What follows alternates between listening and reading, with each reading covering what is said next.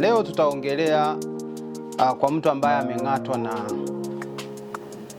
vitu vyenye sumu, kwa mfano wadudu, nyoka na muda mwingine wanyama wa aina mbalimbali. Unajua hata binadamu ana sumu. Kwa hiyo uking'atwa na binadamu mwenzako, hilo ni tatizo. Yaani mtu asije akakung'ata tu alafu ukafurahia. Hilo ni tatizo, inaweza kukuletea tatizo lingine kubwa zaidi. Kwa lazima ufikirie namna ya kujisaidia. Sasa tukianza na mtu ambaye ameng'atwa na nyoka. Mtu ambaye ameng'atwa na nyoka inategemea wapi na wapi, lakini kwa mfano Afrika na especially kwa Tanzania, baadhi ya nyoka wengi hawana sumu. Na ndicho kitu kikubwa ambacho tunakiogopa, kwamba hawa nyoka wana sumu. Sasa baadhi ya nyoka wengi huwa hawana sumu. Lakini utajuaje sasa kwamba huyu nyoka ana sumu au hana? Hiyo ni somo lingine la kujua ni aina gani ya nyoka ambaye ana sumu na ni aina gani ya nyoka ambaye hana sumu. Lakini sioni kama itatusaidia sana kwa leo. Leo nataka tu tuangalie namna ambavyo ya kusaidia mtu ambaye ameng'atwa na nyoka. Kitu cha kwanza, mtu ambaye ameng'atwa na nyoka mara nyingi wao wanapaniki, kwa sababu ameng'atwa na nyoka na inawezekana kweli amemuona. Usipaniki, usianze kukimbia, usianze kupiga makelele. Kama huyo nyoka bahati mbaya au bahati nzuri amepigwa na wenzako, unaweza ukamchukua tu picha. Lakini usianze kuhangaika kuanza kumfukuza nyoka na nini. Kadri unavyomkorofisha nyoka ndivyo kadri anavyopata hasira. Kwa hiyo kwa mtu ambaye ameng'atwa na nyoka, wewe unatakiwa uwe calm, unatakiwa urelax. Sawa, nyoka hayupo, unatakiwa utulie. Ukianza kupaniki unajisababishia matatizo ambayo nitayaelezea pale mbeleni.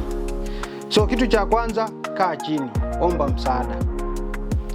msaada, watu waje wakusaidie na waeleze umeng'atwa na kitu gani. Kama ni nyoka, waambie nimeng'atwa na nyoka na nimemuona, labda amekimbia au amefanyaje. Kwa hiyo watu ambao wanakuja kukusaidia sasa wanatakiwa wakulaze chini. Unalala chini. Lengo la kulala chini ni kuzuia damu isisambae, kwa sababu ukianza kukimbia damu inakuwa inatembea kwa haraka. Kwa hiyo inakuwa inaichukua ile sumu inaisambaza kwenye mwili, kwa sababu kinachosambaza hiyo sumu ni damu inayopita kwenye mishipa ya damu. Kwa hiyo unatakiwa ulale chini, utulie. Kama umeng'atwa kwenye mkono, kama umeng'atwa kwenye mguu, unalala chini, unatulia. Aliyekuja sasa anaweza, kama anaviona vile vimeno ambavyo vimebaki, anavitoa. Anachukua kitu anavichokonoa, anavitoa. Lakini kitu kingine ambacho anatakiwa ukifanya, anaweza akachukua maji akawa anamwagia pale, maji tiririka. Unachukua kikombe au unamweka kwenye bomba la maji, unamwagia ile sehemu ambayo ameng'atwa na nyoka. Lengo ni kuflash out ile sumu, kama kuna sumu imebaki kwenye mguu au kwenye mkono au sehemu ambayo mgonjwa amejeruhiwa. Baada ya kufanya hivyo, mguu au mkono ambao ameng'atwa na nyoka asiutumie kwa kipindi hicho. Kwa hiyo hata kama ni kutembea, mnaweza mkamsaidia kubeba au akawa anachechemea na mguu mwingine, lakini ule asiutumie. Kingine ambacho unaweza kukifanya ili asiutumie uwe mguu, unaweza ukachukua mti upande wa kulia ukaweka na upande mwingine ukaunganisha kwenye goti, juu ya goti ukaunganisha, ili asiwe anaweza kutembea. Alafu ukafunga bandage au kitambaa au ukafunga na kitu chochote kile. Lengo ni kwamba tu asiweze kutumia huo mguu. Yaani unaimmobilize ule mguu ili asiweze kutumia. Kitu gani ambacho sasa hautakiwi kukifanya? Matibabu yake tumesema mwagie maji, mobilize mguu, lakini baada ya kufanya hivyo msaidie kwenda sehemu ya kivuli ya relax, na kitu kingine unaweza kumsaidia kwenda hospitali. Lakini vitu gani ambavyo hatutakiwi kuvifanya na mara nyingi pengine huwa tunavifanya?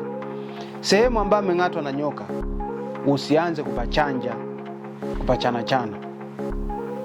Kingine, usifunge tourniquet, sisi tunaita kwa lugha ya kitaalamu. Tourniquet ni nini? Unachukua kamba au unachukua nguo unafunga kwa juu yake. Hairuhusiwi. Hiyo watu wengi sana tunaifanya, lakini inaweza kusababisha kupoteza maisha kwa mgonjwa wako. Lakini kitu kingine inaweza kusababisha kupoteza kiungo, kwa sababu unapofunga, kwa mfano unafunga kwenye bomba alafu unaruhusu maji kutoka kwenye bomba kuu, yale maji yanakuwa yanajishindilia pale. Siku ukija kufungua ni yanatoka kwa pressure kubwa. Kwa hiyo sasa tukirudi kwenye mtu ambaye ameng'atwa, ukipafunga kwa juu, ile sumu inabaki pale. Ukija kufungua, ile damu iliyokuwepo kule juu inashuka haraka kuja kwenye kile kidonda na inachukua damu, inasafisha kwa haraka sana kwenda kwenye moyo, kwenye na sehemu zingine zote za mwili. Kwa hiyo inasambaza kwa haraka hiyo sumu.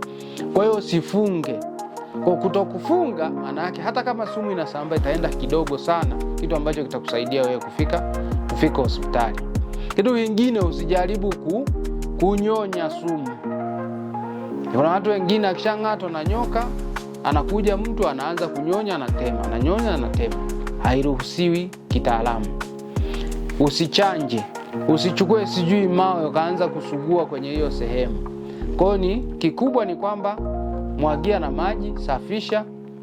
Baada ya kusafisha, immobilize mguu.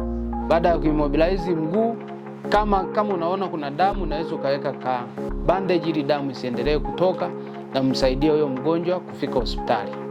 Na akifika hospitali wataangalia kama ule mdudu au nyoka alikuwa na sumu, then watampa chanjo. Watampa dawa ambayo inazuia ile sumu. Kuna dawa ambazo tunaita antivenom.